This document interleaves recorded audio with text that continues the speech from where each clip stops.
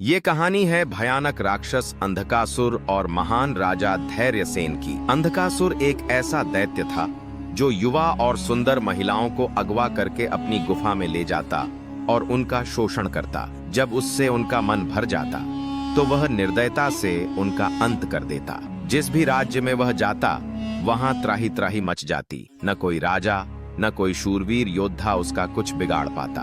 इसका कारण था कि अंधकासुर को देवताओं से एक विशेष वरदान प्राप्त था। उसे बल से नहीं बल्कि बुद्धि से ही मारा जा सकता था। जो कोई भी उसे बलपूर्वक मारने का प्रयास करता वह पत्थर में बदल जाता। अंधकासुर की मृत्यु का रहस्य छुपा था उसकी पहेलियों में, लेकिन जो भी योद्धा उससे युद्ध करने जाता उसे यह रहस्य ज्ञात नहीं होता।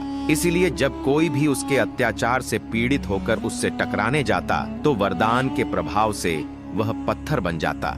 इस कारण पूरे राज्य में उसका भय व्याप्त था और कोई भी उसे रोकने का साहस नहीं करता। पर कहते हैं ना, जब पाप का घड़ा भर जाता है तो एक दिन वह फूट ही जाता है। कई राज्यों में हाहाकार मचाने के बाद एक दिन अंधकासुर ने सुरवनगढ़ की ओर कूच किया।